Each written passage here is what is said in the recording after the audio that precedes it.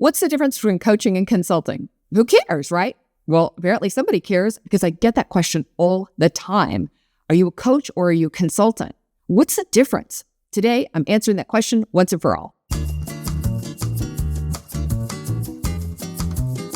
Hit subscribe for weekly videos to grow your consulting business. And be sure to click the bell for notification of future episodes. This season, I'm answering audience questions, and here's one I get a lot. Samantha, what's the difference between coaching and consulting? Is there any difference at all? I've always ignored this question really because I didn't think it was that meaningful, but today I'm answering it because there are some exciting developments in both professions, and I think it's a thing that we should all know about and be talking about. Classically, one of the ways that we've explained what a coach or a consultant has been with these like little jokes.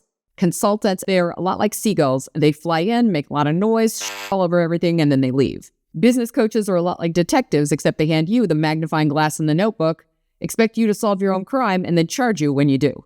So what am I? Am I a coach or a consultant? For years, I always said consultant. I came out of corporate, and like a lot of consultants, I had a background and an expertise in something that was desired by other kinds of businesses. So either they wanted to grow their business like a Coca-Cola with that kind of structure, or they wanted the frameworks that I came out of that company with. I also was much more prescriptive than anything else, and I wanted people to expect that when they worked with me. So I've always said I'm a consultant. However, labels, you probably know, are not that helpful. If you meet someone and they say, what do you do? And you say, I'm a business coach or I'm a business consultant, it's really just confusing to them because what does that label even mean? So whenever I call myself something, I want to make sure that we define what it means to someone or we don't use that terminology. So what can be fun is for you to choose a way to call yourself. So I can say, neither, I'm actually a consulting revenue multiplier. And then you can see if that is branded language that actually gets a spark of interest and you have a conversation about it. I would always talk about consulting because I didn't want to have a multi-hyphenate audience. Whenever you have an and in your audience or a hyphen, then you really dilute the impact of your messaging. So I would say I work with women consultants. And I wouldn't say I work with women consultants, coaches, experts, entrepreneurs, and service business owners, because you hear that's like, well, then who don't you work with? So it really dilutes the impact of that. But I work with women consultants, but I can tell you a lot of my clients are also fractional COOs, and they are creative directors, and they're really anybody who feels that they are in a business where they're doing advisory work. I work with agency owners, so they are doing advisory work as well as done for you. But it's just a much cleaner way to say, if you identify with a term like consultant, then the things that I'm doing are for you. And over the past few years, I've started to refer to myself much more as a business coach because it's truer to the kind of work that I've been doing with my clients. So which are you? What are you calling yourself? There's really no benefit in using a label unless you can use it to your benefit for your branding. So it's important that if you're going to say I'm a business coach, that you can talk about like what that means and how you get results. So if I say, well, I'm really more of a business consultant, which means that I'm a lot more prescriptive in telling my clients what they need to do, and I'll share with them frameworks and things like that to help them to get results. That's what I would have said back when I would have considered myself to be much more purely a consultant.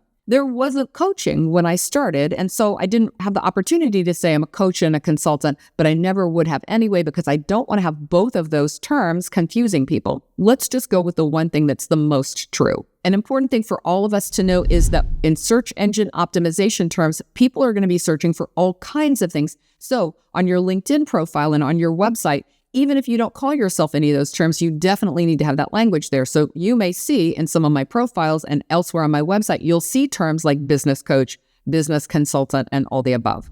Why might your clients ask you, are you a coach or a consultant? I think a lot of times they're saying, what's your expertise? What's your experience like? And what kind of an experience am I going to have when I work with you? So if I say, well, are you a coach or a consultant? What I would answer that question is, what do you mean? Which one of those are you looking for? What do you feel like? If I said coach, what do you expect from that experience? Oh, if I said I was a consultant, what would you expect from that experience? I'd be very curious about what they were looking for and what they thought those terms meant if they were asking for them. They might be asking for you to define them, in which case you can say which of those is closer to you, and you can differentiate yourself from the opposite of that.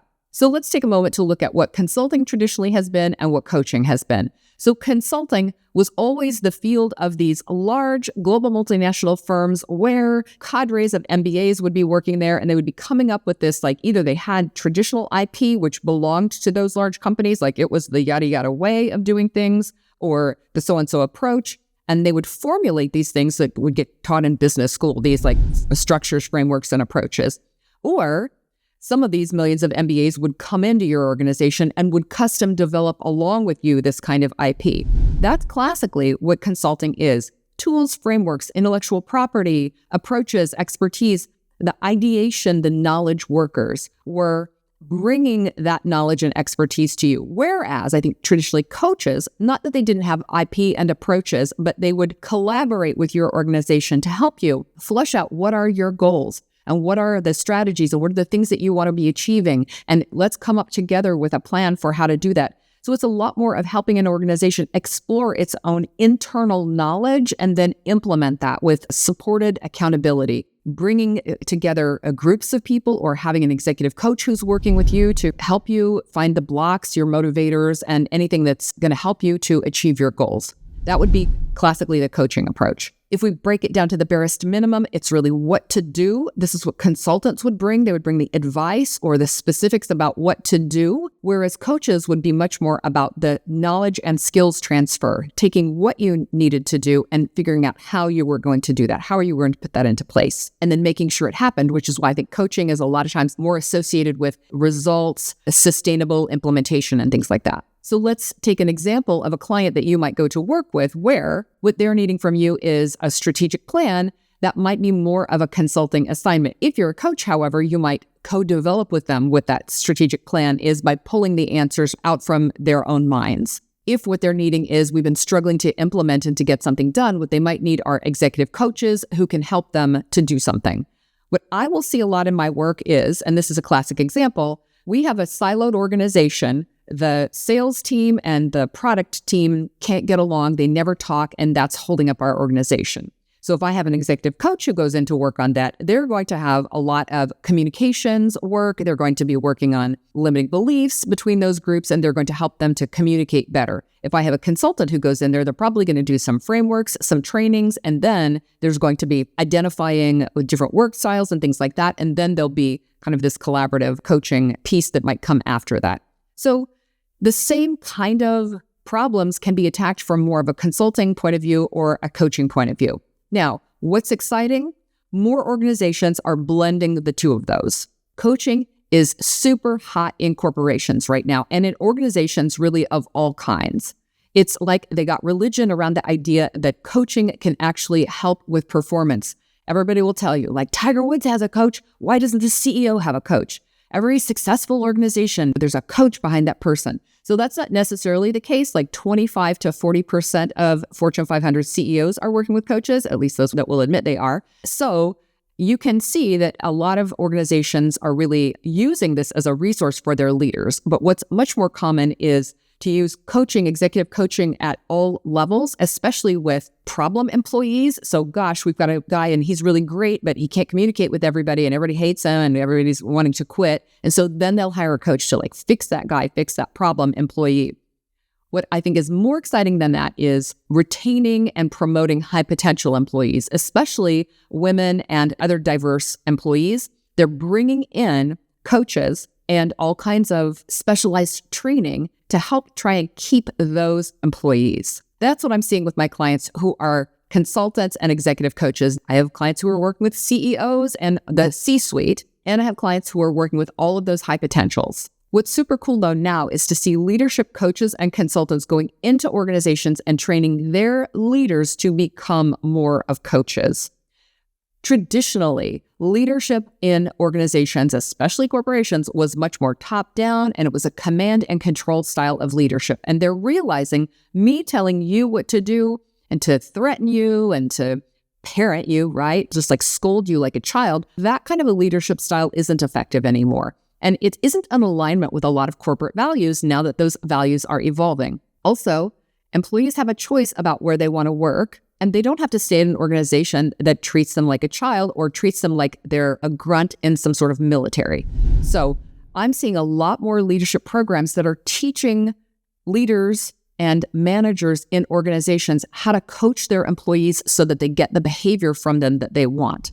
So if we go back to the organization where the two silos, like sales teams wouldn't work with product teams, instead of me saying, every time I have that problem, I'm going to call in an outside consultant, I might instead try to solve this problem at the root, which would be training all of the leaders and the managers and the people in the organization on how to get curious, ask coaching questions, and to change the behavior slowly. It'll take a lot longer to do this than just bossing people around, but it'll, in the long term, be more effective to try to teach people how to solve their own problems, how to figure out what the root of that problem is, and how to change behavior and how to get the evolution of that behavior from their direct reports. Have you seen something like this with your clients or in the organizations that you're working with? I love the move towards implementing coaching as a new style of leadership. So if even our clients are doing it, what I think is really cool is that that's why over the years, I have really felt that I've transitioned from being a consultant into being much more of a business coach.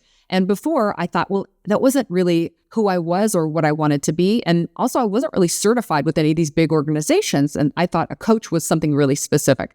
So the professions are evolving. There was a time when I thought there was a huge dichotomy between consulting and coaching. That consulting was about giving you the answers and coaching was about helping you to kind of figure out how you felt about things, like look inside and see what you find the answers within yourself. In fact, I had a really frustrating experience with a coach that I hired to help me with a problem with a team member. She was a leadership coach. And I thought, okay, so I have a leadership problem and the leader is me. And so help me with that. And so we spent at least 5 sessions with her asking me questions over and over and over again about what I thought and what I was exploring and what did I need and what had I experienced and what had I thought. And I just thought by the 5th session, I was like, will you just tell me the freaking answer? What is the problem? What's going on? And what do I need to do about it? I was just frustrated. Just tell me what to do. I'm self-reflective. I can look within myself. I've looked and I don't have the answers, so just tell me. So a lot of times I think people can get into that kind of a situation with coaching.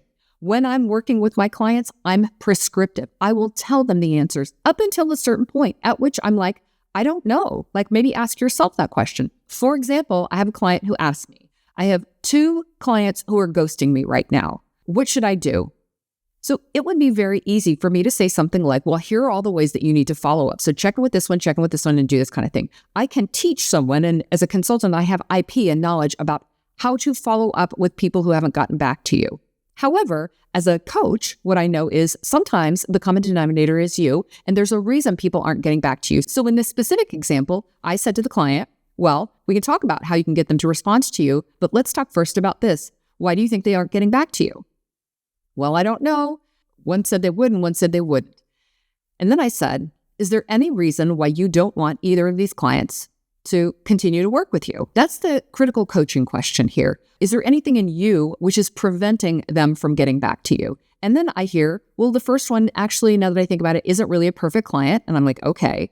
And then the second one, well, it's been a lot of problematic stuff and they're also not perfect either, but blah, blah, blah. Okay, so now we've used coaching to get at an answer that wouldn't have been accessible if I'd been using specifically only consulting techniques. Now, I have to disclaim, there's going to be somebody who says, well, it's not that consultants never ask questions like that, and it's not that coaches never give solutions like that. The worlds are blended now. And this is just the case that consulting and coaching are really much more like this. They're like merged. They're like hand in glove. There's so much less differentiation between those 2 professions now than there ever was. And you will be more effective as a consultant and as a coach if you begin to bring both of your skills together, your coaching questions and your consulting knowledge.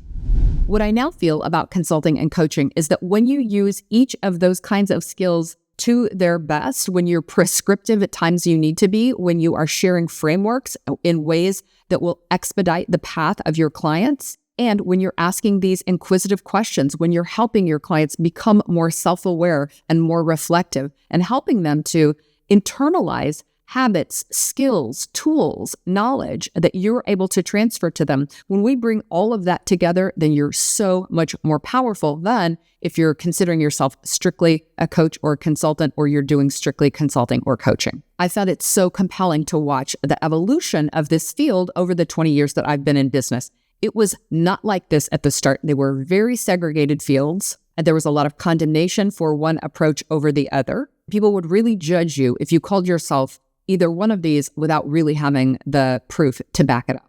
And now I'm happy to say I see coaches, consultants all around me now who are blending these gifts and getting much better results for their clients as a result. I geek out on this as a topic of conversation and as an idea behind the future of work, behind the future of our professions. And I would love to talk to you about this on the socials. And if you'd like me to talk more about this at any time, just let me know. I would love to keep this particular topic of conversation going. If you're ready to level up your consulting business, head on over to samanthahartley.com/super for free resources. Today, I recommend you check out the free self-assessment, 10 drivers of success on the path to 2 million. It's a way to check in and see how you're doing and building your consulting business and the areas that you most need to take action on. It's at samanthahartley.com/super. And with that, I'm wishing you a profitable and joyful consulting business.